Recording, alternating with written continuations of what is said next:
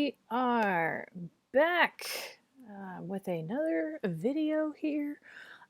So today we are going to talk about thesis statements, how to write your thesis statement, what kind of format that should be in, and some things that you should and should not do. This is not actually on the syllabus, but last semester somebody asked me about MLA formatting, and in fact somebody asked me about it this past Tuesday. So I am going to go over that quickly with you too, to make sure that you are formatting your papers correctly when you are writing as you start working on your topic essay. So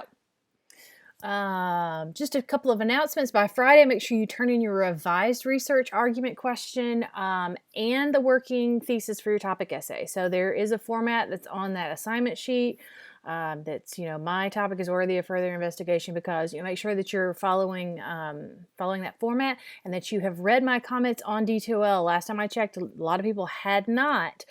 So make sure that you are you're revising it before you turn it in, and that you're turning in an actual document, not a picture, not a screenshot, not a meme, not anything like that. Make sure it's actually like you've typed something out and you're turning in that as a document. You will be posting your complete peer-reviewed draft to the discussion board and to D2L Dropbox by Wednesday, so next Wednesday. So make sure that you start on that. Don't wait till the last minute. And also don't forget there is a Super Bowl extra credit. You need to turn that in by noon on Sunday. So make sure that you give yourself time. It's just guessing who you think is going to win and what the score is going to be. And like I said, the top or the closest 5 students will get 3 points on their topic essay. So it's just something kind of fun that if you want to do that, do that. All right, so this is your reading from the book, chapter 1.4, Thesis Statements. So what is a thesis statement? It is one sentence at the end of the introduction. Sometimes people try to put together, 3 sentences to make their argument. So try to condense it down to 1 and make sure you put it at the end of that introductory paragraph. Your introduction should be 1 paragraph. We'll talk about that in another class. But when I look at your paper, the first thing I look at is that last sentence in your first paragraph, and I'm assuming that's your thesis. And if it's something weird, I'm going to be like, wait a minute, where's the thesis? Make sure that it is specific, it is focused, and it unifies the entire essay. In other words, it is the one argument that you are going to be covering for the entire essay. So it should be like what everything else in the essay is pointing back to is that thesis statement. It's going to forecast the content of the essay and suggest how you will organize the information. A lot of times, especially when you're doing your research essay, you're going to give, the answer to your question as your argument, and then you're going to say because, and then you're going to list 2 or 3 reasons why your argument is correct. And usually, most people will list those reasons in the certain order that they're going to talk about them. We're going to talk a little bit about organization during this too. So you, looking at your thesis statement, I should be able to kind of tell, like, okay, they'll talk about this first, and then this one, and then the next one. Tells the reader what point you want to make in the essay, while the rest of the essay supports that point. So your main overall argument should be in that thesis, and then everything else is working to support and to point back to that thesis. The writer's comment or interpretation of the question or subject. So it doesn't just tell me my subject's going to be this. It needs to be your argument, your interpretation of that, the answer to that question that you have presented as your research question. It doesn't just summarize. It's not just telling me this is what's going to be in the essay, but it dissects. It goes a step further. It uses those critical thinking skills to really make an argument, to really pull out different pieces of that topic, not just saying, this is my topic. So a good thesis should be these 3 things. Should be arguable. So a thesis statement must state a point of view or judgment about a topic. You can't just state a fact. The sky is blue. That's not an argument. People know that. It needs to be something that is arguable, that somebody could look at it and go, actually, I think the opposite. It should be supportable. So the thesis statement must contain a point of view that can be supported with evidence. So reasons, facts, examples. We're going to talk about supporting evidence on another class, but it should be also something that you can find academic resources about too. Remember, as we go towards the research paper, you are going to have to find sources through Galileo and the library and different things like that. Should also be specific. A thesis statement must be precise enough to allow for a coherent argument and remain focused on the topic. So it can't be something super broad. You can't say, I'm going to make an argument about why global warming is bad, because that is a huge argument that you cannot cover in 7 pages. But you have to focus it and make it specific about a certain aspect of the topic that you're looking at. So when you are actually getting to your research argument thesis, that format should be claim, because, reasons. And I say reason or reasons. You're probably going to have more than one in your thesis statement because you have 7 pages and you can't really probably just talk about one reason. It's not going to give you enough material. So the claim, a lot of people get confused by this. The claim is the answer to your research question. So you've asked a research question. The claim should be your argument, the answer to that question. This is the reason why this is happening, because, and then the reasons are going to be what you're going to talk about, what you're going to use to support your argument, what you're going to use to support your claim as you continue going through your paper. So it should be, once you get to that, and in fact, your literature review assignment is also could be in that claim because reasons, because you're going to be arguing what the sources that you've chosen say about the topic and how they talk to each other, how they compare with each other. And so you'll be like, this is how they, that your claim will be, this is how they compare to each other because, and then talk about the different ways that they do. We'll talk about that more as we get closer to that assignment. Right now, just worry about the topic essay. So your final thesis might develop more during the end of the writing process. So you are giving me, you will be turning in a proposed thesis statement to your research argument once we get to that assignment. Early on in the, pretty soon after I've assigned it. However, that may change. The more you write, your thesis statement may change, depending on your research, and your viewpoint on the whole topic could change too. But you should have a working thesis from the beginning to direct your argument. You can't start writing without an argument. If you don't know what you're arguing, then there's no point in writing. So you have to pick an argument. You have to pick a point of view before you ever start writing. Even if that point of view changes somewhat, you got to start with something. Not just a restatement of the topic that you've chosen, but what you want to say about it. So you can't just say, my topic's this. What are you trying to say? What's the argument you're making about that topic? It states the 1 to 3 points that you want to make about your subject. So those reasons that I've got listed there that I say, as part of the thesis, that is something that you, like I said, usually 1 to 3. Probably want to shoot for 3 because that'll fill out your paper pretty well. And it should not be, in this essay or paper, I will, look, I know you're going to because you're writing it. So you don't have to, first of all, you're not putting first person in there anyways. But, in this paper, I will explain why people would use that to fill up space. And it's unnecessary. Just tell me the argument and tell me the reasons. I know you're going to do it in the paper because it's your paper and you're writing it. It cannot be a question. When you're in research writing, people ask a lot of questions. They'll, just to fill up space pretty much. And you want to try to avoid that as much as possible. But your thesis statement cannot be a question. It should be an answer to a question. So if I see a question mark at the end of your intro, that's not good. So here's some examples of good thesis statements from the book. Now, they're not exactly in the claim because reasons format, because that is something that is kind of outside the book. But it's just something that I require. But these are, usually you can use these as pretty good claims. So they can be the answers to research questions. So closing all American borders for a period of 5 years is one solution that will tackle illegal immigration.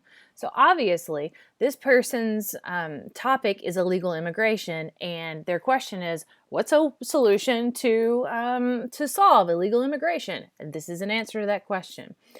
Compared to an absolute divorce, no-fault divorce is less expensive, promotes fairer settlements, and reflects a more realistic view of the causes for marital breakdown.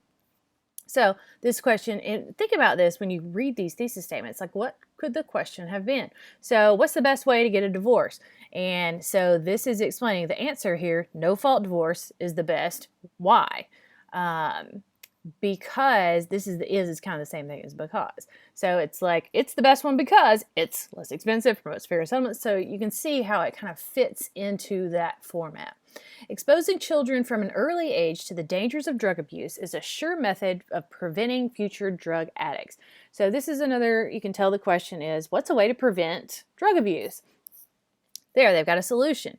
And then you could continue on because, and give you the reasons that you're going to talk about in your paper.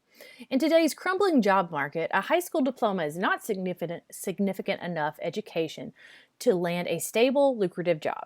So this is, and I know a couple people actually chose this, where they, this topic, talking about whether or not you actually need to go to college to be successful and that kind of thing. So this is an argument that obviously follows along with that particular topic, and this person is saying that you need more than a high school diploma. And again, you would continue on. You say it's not significant enough because, and then you give those reasons, and that would fill out your thesis statement. Your thesis statement is going to be, it's going to be a decent sized sentence. So, when you give me that answer to that question, because, and then you list those three examples or reasons. Okay, so things to avoid: simply declaring your subject or describing what you will discuss in your essay. I could tell what your topic is based on your intro. You don't need to tell me this is my topic. My paper will explain why imagination is more important than knowledge. So how could you fix that? You could literally just take out my paper will explain why, and you could say imagination is more important than knowledge because, and then you give those reasons. There you go. There's a strong thesis statement. Making an unreasonable or outrageous claim or insulting the opposing side. So you don't want to do that. So this is a weak thesis statement. Religious radicals across America are trying to legislate their puritanical beliefs by banning required high school books. So this could be kind of outrageous, possibly, because you're kind of making assumptions about the point of view that people are trying to make here, and it can be somewhat insulting to people when you talk about like religious radicals and puritanical beliefs, things like that. If you're kind of sort of blowing up what you're trying to say and kind of making it like hyperbole, you're kind of going over the top with it. Using an obvious factor, something that no one can disagree with, or provides a dead end. So this one says, advertising companies use sex to sell their products. Well, duh. Everybody knows that. So you could change this to something like, is this a good thing or a bad thing? It is immoral to use sex to sell products in advertising because, and then that's an argument. This is just a statement of something that happens. So make sure it has to be an argument. Making a statement that is too broad. So the life of Abraham Lincoln was long and challenging. Okay, you're not writing a report about Abraham Lincoln. So this is just a statement again. This is not an argument. And also, what is long? What is challenging? Think about when you're using abstract concepts in your thesis statement that you need to define what those are. A lot of people were talking about wanting to talk about, can money buy happiness? Or does this lead to success? Think about these things, because happiness is an abstract concept. What's happy for one person may not be happy for another person. What's successful for one person may not be successful for another person. So think about that as you're writing, because you have to figure out a concrete definition for abstract concepts. You want to try and avoid using those abstract concepts, because it gets very difficult to really make a strong argument when somebody can go, well, I'm happy, I wouldn't be happy making $100,000 a year. I'm happy making $25,000 a year or something like that. So you think about those kind of things and make sure that you're trying to avoid those sort of abstract concepts that a lot of people like to talk about. So, are these thesis statements strong or weak? And so this is a little bit easier to do as a discussion in class. So I'm just going to tell you. The subject of this paper is my experience with ferrets as pets. Okay, obviously that's not very good, because it's just saying, hey, this is about having a ferret. Now, if you wanted to change it to ferrets make the best pets, because that would be an argument. So it's not just saying this is what it's like to have a ferret as a pet. Ferrets kind of creep me out. So, the government must expand its funding for research on renewable energy resources in order to prepare for the impending end of oil. So is this an argument? Yes. So this is saying like there's an issue with the impending end of oil, and this is a solution to solve that problem. So it's an argument. Edgar Allan Poe is a poet who lived in Baltimore during the 19th century. Okay, that is just a statement of a fact. That's just something that happened. You're not writing a report about Edgar Allan Poe. So this is not an argument. This is just a statement. So that's not a thesis statement.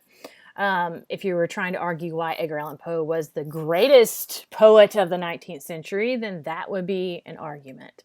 In this essay, I will give you lots of reasons why slot machines should not be legalized in Baltimore.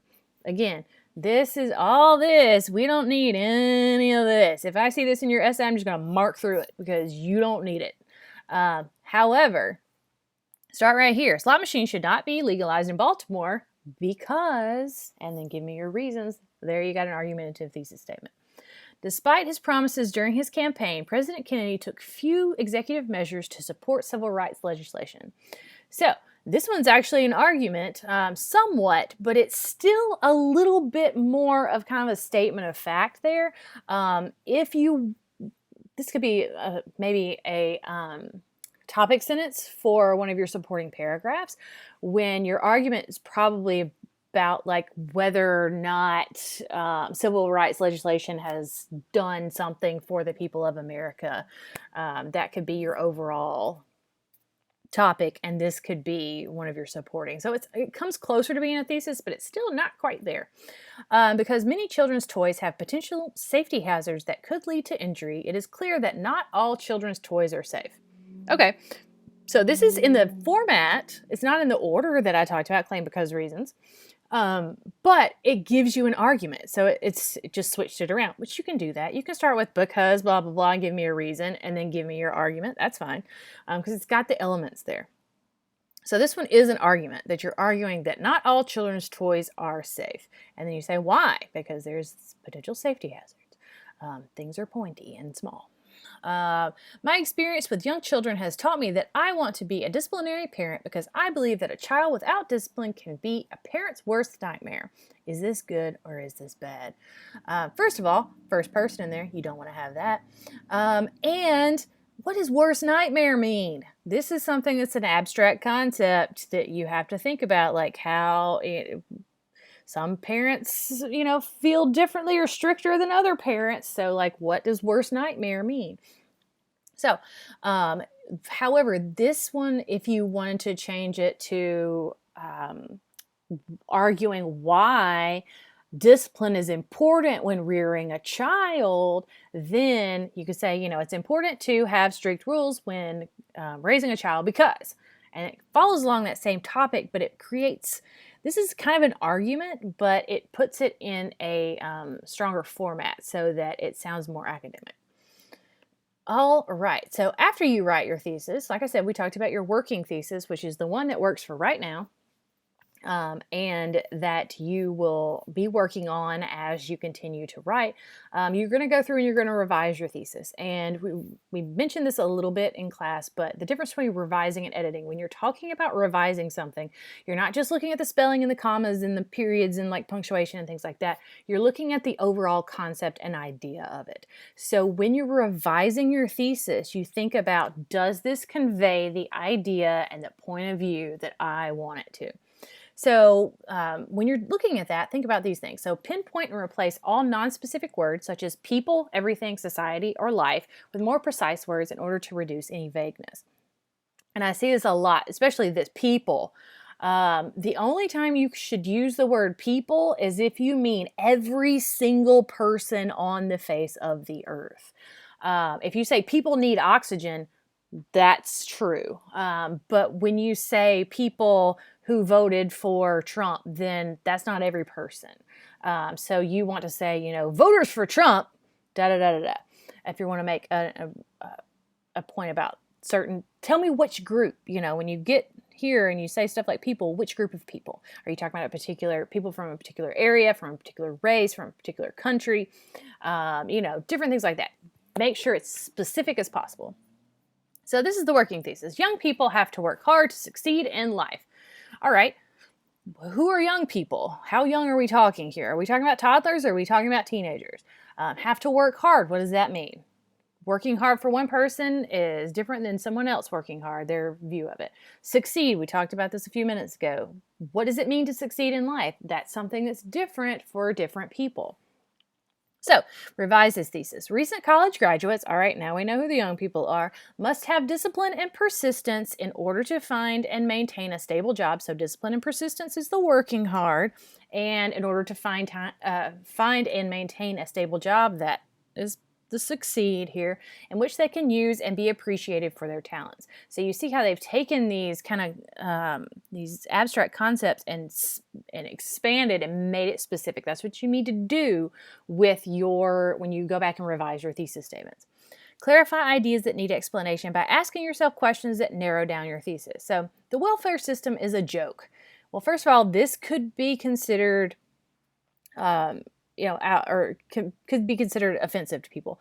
And also, what does that mean? Again, that's an abstract concept that, like, what is it? Calling something a joke, one person is something, to one person could be something different to another person. So we've got a revised thesis here. The welfare system keeps a socioeconomic class from gaining employment by alluring members of that class with unearned income instead of programs to improve their education and skill sets. So obviously, this person is arguing about why the current welfare system is not working. And so this has got, you go through and looking at, asking the questions, what does a joke mean? A joke means it's not working, it seems like, is what they're trying to say. How is it not working? And then you expand out on it and explains exactly how the system is not working in their mind. Go to the next one. There we go. Replace any linking verbs with action verbs. We're going to talk a little bit about this, making sure that you keep writing an active voice versus passive voice. So linking verbs are any form of the verb to be. So am, is, are, was, were, words like that. Something that is means that it's just there, pretty much. So the verbs, any verb of to be just means it's there. And, we know it's there. We want action verbs. We want to know exactly who is doing the action and what they're doing. So this working thesis here, Kansas City school teachers are not paid enough. Okay, so we've got are not paid. That is the linking verb here. If you change it to make it active, the Kansas City legislature cannot afford to pay its educators. So now we know who is not doing the paying. Cannot afford to pay its educators, resulting in job cuts and resignations in a district that sorely needs highly qualified and dedicated teachers. So now we've expanded out on what the problem is. We've got the problem is that the Kansas City legislature can't afford to pay them, and these are the problems that it's causing. Omit any general claims that are hard to support. So, working thesis. Today's teenage girls are too sexualized. All right, what does this mean? Again, this is something that is a pretty general concept. Like for one person, it may mean one thing, and for another person, it may mean something else. So you have to think about, you have to make something like this specific. So, revised thesis. Teenage girls who are captivated by the sexual images on MTV, this must have been written by somebody my age, are conditioned to believe that a woman's worth depends on her sensuality, a feeling that harms their self-esteem and behavior. So now we've got it specific, like what does it mean to be too sexualized? What is the effect of that happening? And now it's a stronger argument here. All right, so the key takeaways are from the book that you can read there for yourself, kind of a review of what I've gone over. But make sure, one thing for sure to pay attention to, weak thesis statement is a declaration of your topic or contains an obvious fact. Make sure that you do not just declare, this is my topic. I need you to give me an argument that dissects that topic, that says, look, this is an issue related to this topic, and this is my viewpoint on it. Without putting first person in, of course. All right, so we talked a little bit about organization on your writing. Organization can be as important as your content. If everything's mixed up and things don't flow from one paragraph to another, it can be very hard to follow your argument.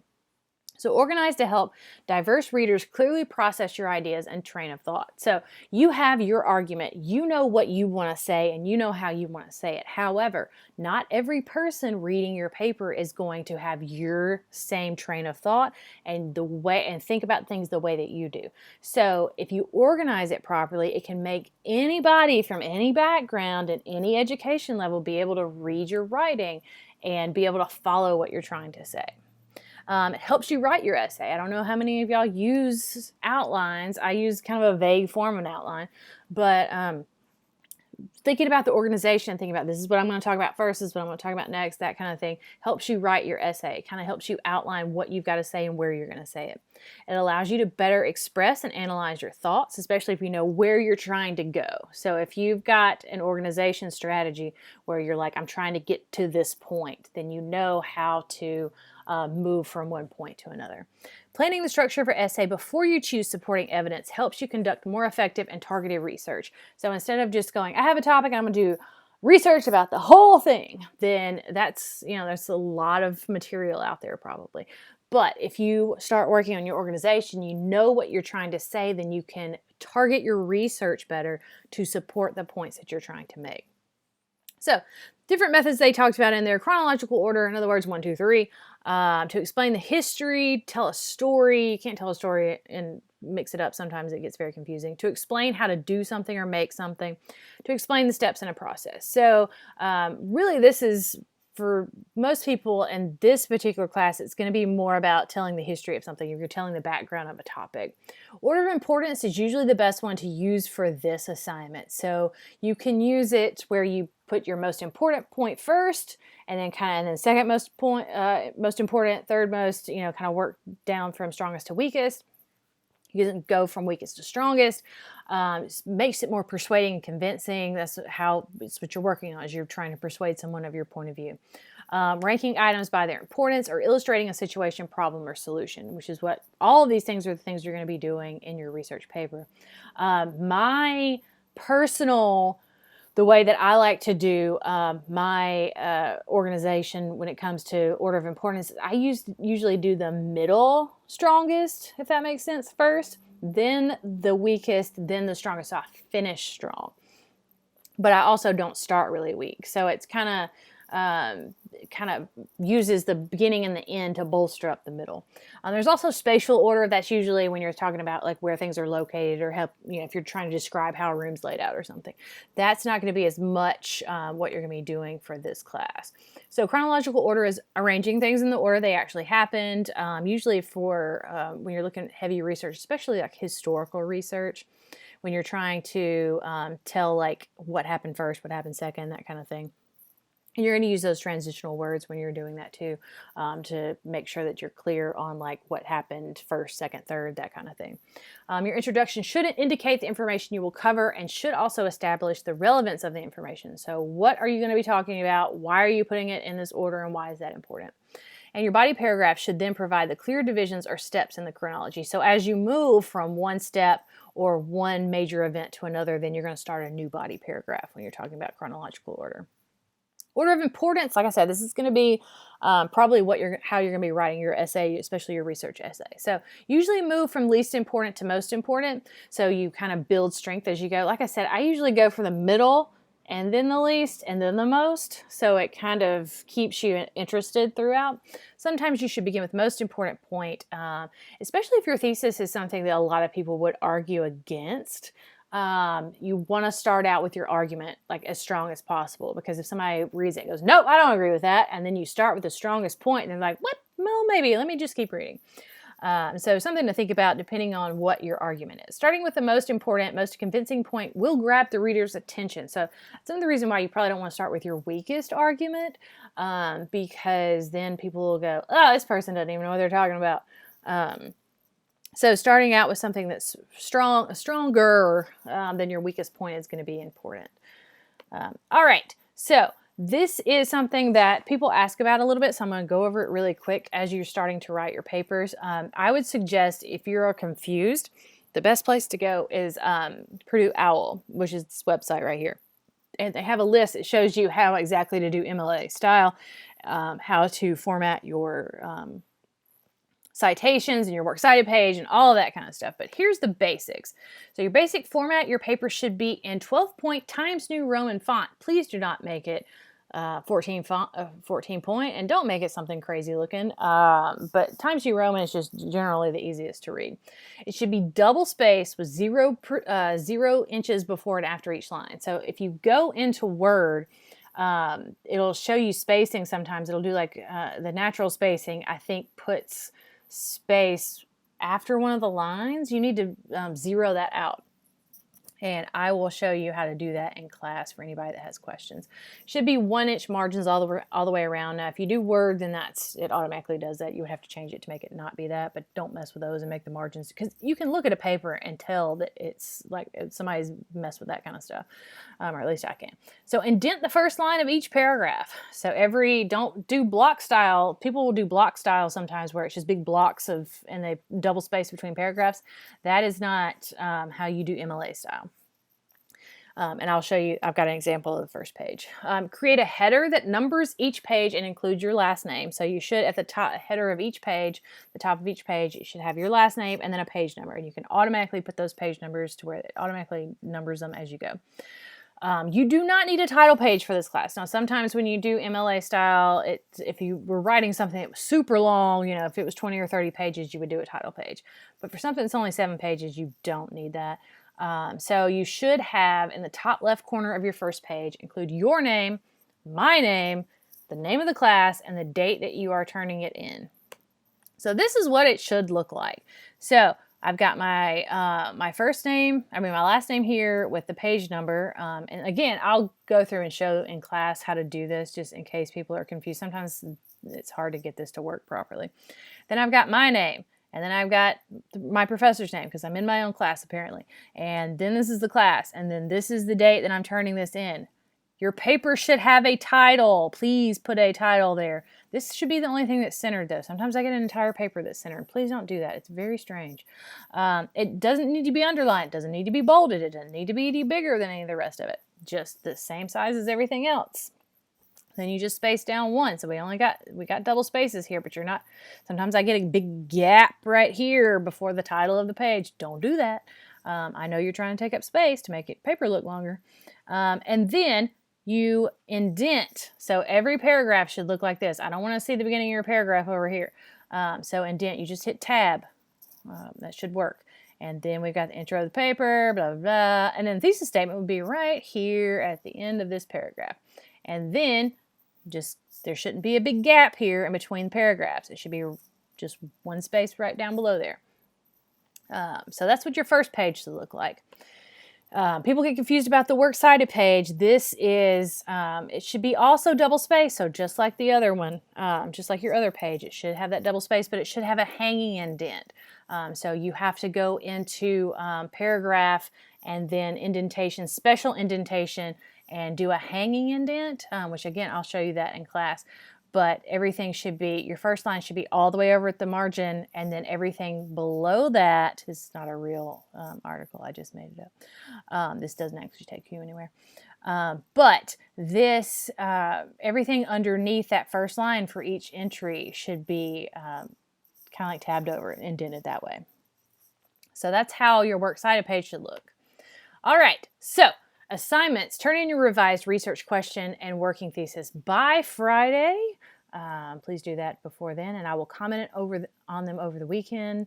Don't forget to complete your weekly quiz by Sunday. Some people are forgetting to do that, and that is, you're adding up your absences there. You don't want to do that. And then we've got a reading assignment for next week. That is for Tuesday, more reading out of the book.